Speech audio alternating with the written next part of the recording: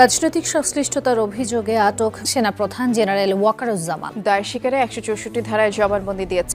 আওয়ামী সন্ত্রাসীদের নাশকতার প্রশিক্ষণ দেয়া সেনাপ্রধান জেনারেল ওয়াকারুজ্জামানের বিষয়ে আরও গুরুতর তথ্য পাওয়া গেছে। তিনি ফ্যাসিবাদী দল আওয়ামী লীগের অনুসারী হিসেবে বিয়ে করেন একই আদর্শের মেয়েকে। তার শ্বশুরবাড়ির লোকজন কঠোর আওয়ামীপন্থী। শেখ হাসিনার পরিবারের সঙ্গেও তাদের ঘনিষ্ঠতা ছিল।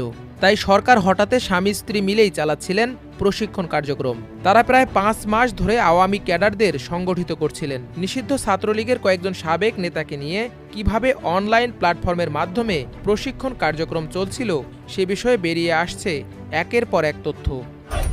৫ই আগস্টের পর ক্ষমতা হারিয়ে যেন আগুনে জ্বলছেন শেখ হাসিনা। অনলাইনে ছড়িয়ে পড়া অডিও বার্তাগুলো শুনলে স্পষ্ট বোঝা যায় প্রাক্তন স্বৈরশাসক এখন প্রতিশোধের নেশায় অন্ধ। দিল্লিতে গোপন আশ্রয়ে বসে ছড়াচ্ছেন ষড়যন্ত্রের জাল।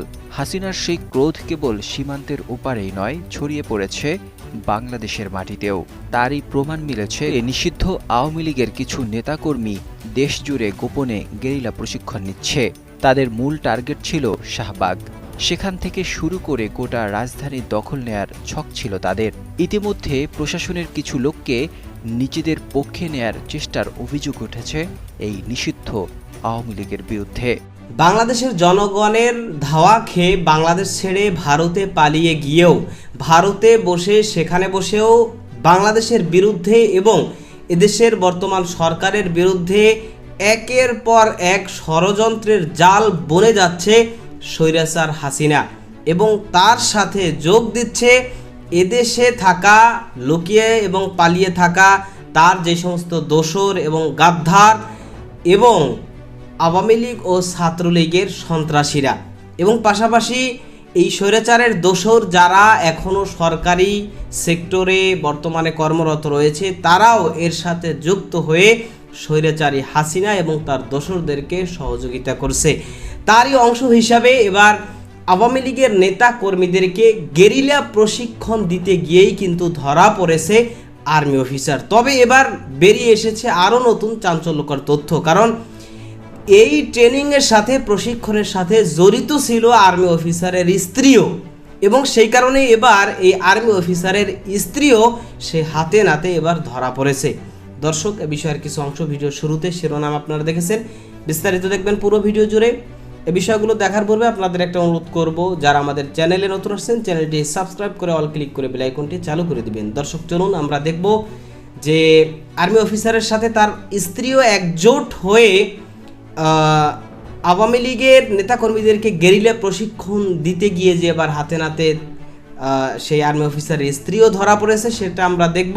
সেটা দেখার পূর্বে চলুন আমরা একটু দেখব যে সেই আর্মি অফিসার এবং তার স্ত্রী তারা একজোট হয়ে দেশের বিরুদ্ধে এবং শেখ হাসিনা স্বৈরাচার সরকারের পক্ষে এতদিন যা যা তারা একজোট হয়ে করেছে সেটা আমরা প্রথমে কিছু অংশ দেখে এরপর ওই বিষয়টা দেখব। ধৈর্য ধরে একটা লাইক দিয়ে ভিডিওটি শেষ পর্যন্ত দেখতে থাকুন। আওয়ামী সন্ত্রাসীদের নাশকতার প্রশিক্ষণ দেয়া সেনাপ্রধান জেনারেল ওয়াকারুজ্জামানের বিষয়ে আরও গুরুতর তথ্য পাওয়া গেছে। তিনি ফ্যাসিবাদী দল আওয়ামী লীগের অনুসারী হিসেবে বিয়ে করেন একই আদর্শের মেয়েকে। তার শ্বশুরবাড়ির লোকজন কঠোর আওয়ামীপন্থী। শেখ হাসিনার পরিবারের সঙ্গেও তাদের ঘনিষ্ঠতা ছিল। তাই সরকার হঠাতে স্বামী স্ত্রী মিলেই চালাচ্ছিলেন প্রশিক্ষণ কার্যক্রম। তারা প্রায় ৫ মাস ধরে আওয়ামী ক্যাডারদের সংগঠিত করছিলেন। নিষিদ্ধ ছাত্রলীগের কয়েকজন সাবেক নেতাকে নিয়ে কিভাবে অনলাইন প্ল্যাটফর্মের মাধ্যমে প্রশিক্ষণ কার্যক্রম চলছিল সে বিষয়ে বেরিয়ে আসছে একের পর এক তথ্য। নিষিদ্ধ ছাত্রলীগের কয়েকজন সাবেক নেতাকে নিয়ে কিভাবে অনলাইন প্ল্যাটফর্মের মাধ্যমে প্রশিক্ষণ কার্যক্রম চলছিল সে বিষয়ে বেরিয়ে আসছে একের পর এক তথ্য।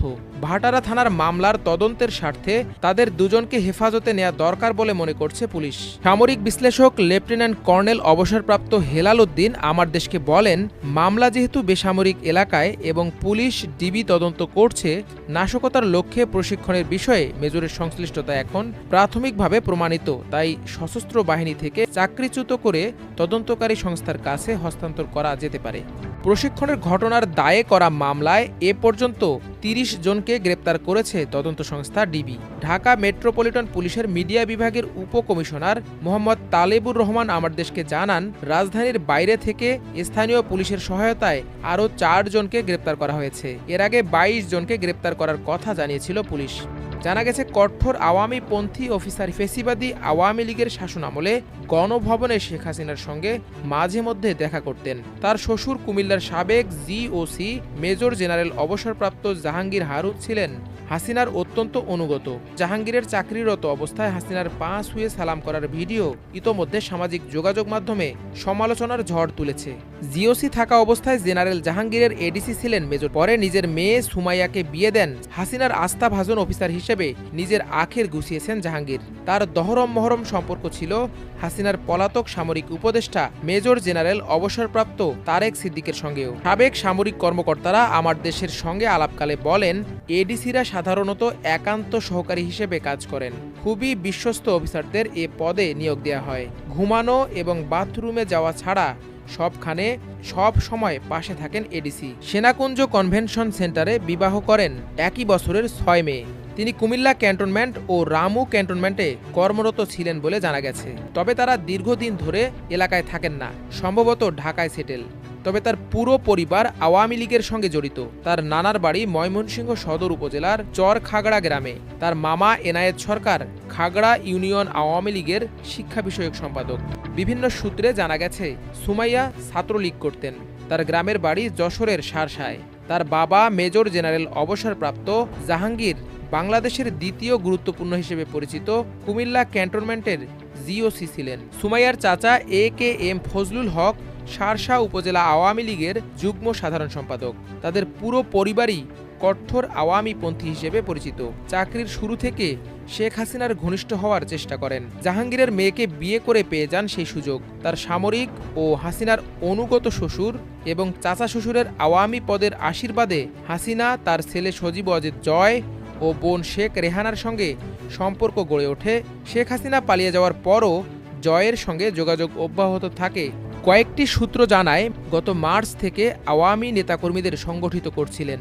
এক পর্যায়ে রাজশাহী বিশ্ববিদ্যালয়ের শাখা ছাত্রলীগের সাবেক অন্যতম শীর্ষ নেতা শরীফ হাসান অনু, বরগুনার আওয়ামী নেতা সোহেল রানা, সাবেক ছাত্রলীগ নেতা ইয়ামিন ও মোহন সহ তিনি ঘণ্টাখানেক তাদের সঙ্গে কথা বলেন এবং তাদের আওয়ামী লীগের জন্য কাজ করতে উদ্বুদ্ধ করেন। বলেন, আমি আওয়ামী পরিবারের সন্তান।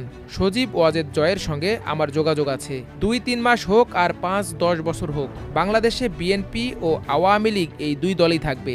আন্দোলন সংগ্রামের মাধ্যমে আওয়ামী লীগকে ক্ষমতায় আনতে হবে। অস্ত্র টাকা পয়সা লাগলে আমি ব্যবস্থা করব।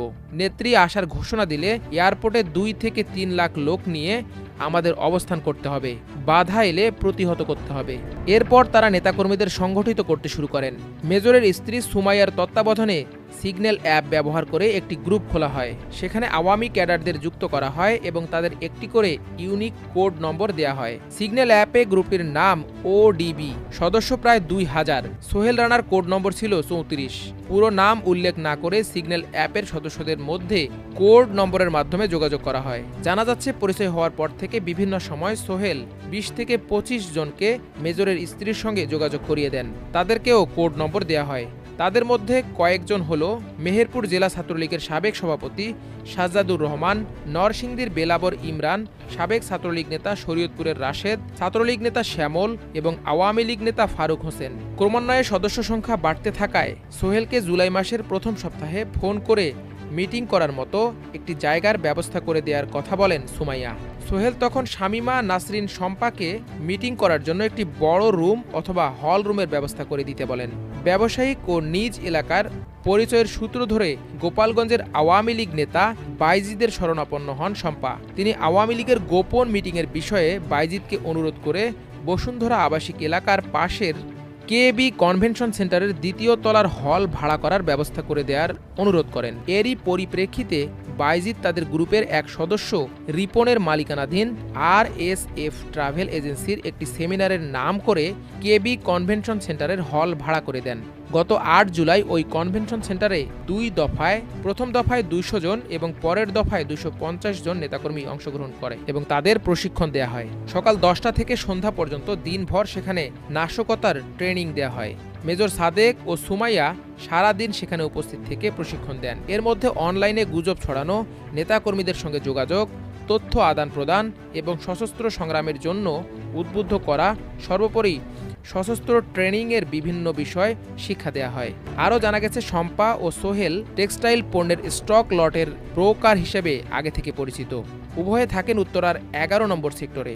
সোহেলের বাড়ি বরগুনার তালতলী উপজেলার 2 নম্বর ছোট বগি এলাকায়। তার বাবা আব্দুস সোবহান গোলন্দাজ একসময় 2 নম্বর ওয়ার্ড আওয়ামী লীগের সহসভাপতি ছিলেন। 2020 সালে তিনি মারা যান। শম্পার স্বামী আহাদুজ্জামান অবসরপ্রাপ্ত হেলথ ইন্সপেক্টর। স্বামীর বাড়ি সূত্রে গোপালগঞ্জের কাশিয়ানী উপজেলার ভরাসুর গ্রামে বাড়ি শম্পার। মেজর সাদেকের সঙ্গে তার সম্পর্ক তৈরি হওয়ার প্রেক্ষাপট বর্ণনা করে গ্রেপ্তার সোহেল জানান, হোয়াটসঅ্যাপে আওয়ামী লীগ সমর্থিত বিভিন্ন গ্রুপের সঙ্গে সংশ্লিষ্ট থাকার সূত্র ধরে গত মার্চে সাবেক ছাত্রলীগ নেতা ইয়ামিন তার সঙ্গে যোগাযোগ করেন। ইয়ামিন থাকেন উত্তরার 6 নম্বর সেক্টরে, গ্রামের বাড়ি ময়মনসিংহে। ফোনের মাধ্যমে ইয়ামিন তাকে আওয়ামী লীগের জন্য কাজ করতে উৎসাহিত করেন। এক পর্যায়ে তাদের সাক্ষাৎ হয় উত্তরার জসিমউদ্দিন এলাকায়। সম্পর্কের সূত্র ধরে সোহেল উত্তরা 15 নম্বর সেক্টরের প্রিয়াঙ্কা সোসাইটিতে সাদেকের বাসায় নিয়ে যান ইয়ামিন। এর মধ্যে দুজনের নাম শরীফ হাসান অনু ও মোহন। শরীফ রাজশাহী বিশ্ববিদ্যালয় শাখা ছাত্রলীগের সাবেক অন্যতম শীর্ষ নেতা। শম্পা ও সোহেলের কাছ থেকে পাওয়া তথ্য অনুযায়ী মেজর সাদেক আওয়ামী লীগের নেতাকর্মীদের নিয়ে বৈঠক করে প্রশিক্ষণ দেন। ঢাকার আরও 4টি স্থানে এ ধরনের প্রশিক্ষণ দেওয়ার ব্যবস্থা করেন তারা। কাটাবন মোড়ের পাশে মসজিদের বিপরীতে একটি চাইনিজ রেস্টুরেন্টের 3য় তলায় গত জুন মাসে 70 থেকে 80 জনকে নিয়ে একটি বৈঠক করা হয়। মিরপুরের DOSS এলাকায় 10 নম্বর রোডের একটি বাসার বেসমেন্টে আরেকটি বৈঠক হয়। গত জুলাই মাসের প্রথম দিকে পূর্বাচলের সিশেল রিসোর্টে আরেকটি বৈঠক হয়। এছাড়া সুরক্ষিত একটি স্থানেও গোপন বৈঠক হয়। 5ই আগস্টের পর ক্ষমতা হারিয়ে যেন আগুনে জ্বলছেন শেখ হাসিনা। অনলাইনে ছড়িয়ে পড়া অডিও বার্তাগুলো শুনলে স্পষ্ট বোঝা যায় প্রাক্তন স্বৈরশাসক এখন প্রতিশোধের নেশায় অন্ধ। দিল্লিতে গোপন আশ্রয়ে বসে ছড়াচ্ছেন ষড়যন্ত্রের জাল। হাসিনার সেই ক্রোধ কেবল সীমান্তের ওপারেই নয়, ছড়িয়ে পড়েছে বাংলাদেশের মাটিতেও। নিষিদ্ধ আওয়ামী লীগের কিছু নেতাকর্মী দেশজুড়ে গোপনে গেরিলা প্রশিক্ষণ নিচ্ছে। তাদের মূল টার্গেট ছিল শাহবাগ। সেখান থেকে শুরু করে গোটা রাজধানী দখল নেয়ার ছক ছিল তাদের। ইতিমধ্যে প্রশাসনের কিছু লোককে নিজেদের পক্ষে নেয়ার চেষ্টার অভিযোগ উঠেছে এই নিষিদ্ধ আওয়ামী লীগের বিরুদ্ধে। তবে বিষয়টি এড়াতে পারেনি গোয়েন্দা সংস্থার নজর। 5ই আগস্ট ঘিরে নিষিদ্ধ আওয়ামী লীগের নেতাকর্মীরা তৈরি হচ্ছিলেন দেশের বিভিন্ন স্থানে। 13ই জুলাই গুলশানের একটি বাসায় অভিযান চালিয়ে 2 জনকে গ্রেফতার করে আইনশৃঙ্খলা বাহিনী। জিজ্ঞাসাবাদে উঠে আসে বিস্ফোরক সব তথ্য।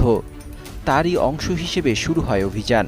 এই অভিযানেই বেরিয়ে আসে 8 জুলাই রাজধানীর একটি কনভেনশন হলে 400 জনকে প্রশিক্ষণ দেওয়ার খবর।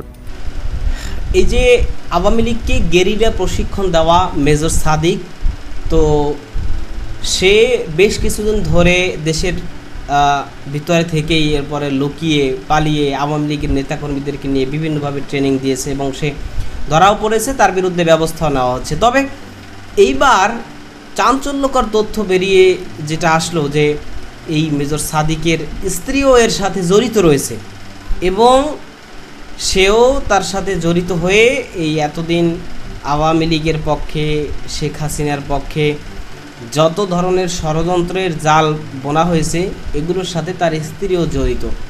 তো সে কারণে এখন এদেশের আইন এবং এদেশের প্রশাসনের পক্ষ থেকে তারা দাবি জানিয়েছে যে তার স্ত্রীকেও তারা কাঠগড়ায় ডেকে এরপরে বিচারের মুখোমুখি করতে চায় এবং তদন্ত করতে চায়, যাতে করে মূলত থলের বিড়ার বেরিয়ে আসে যে এর সাথে কারা জড়িত, কাদের নির্দেশেই মূলত এই কাজগুলো এই মেজর সাদিক এবং তার স্ত্রী তারা একজোট হয়ে, পাশাপাশি আরও যারা এর সাথে যুক্ত ছিল তারা মূলত কার কার সহযোগিতায় এবং কার নির্দেশে এগুলো করেছে।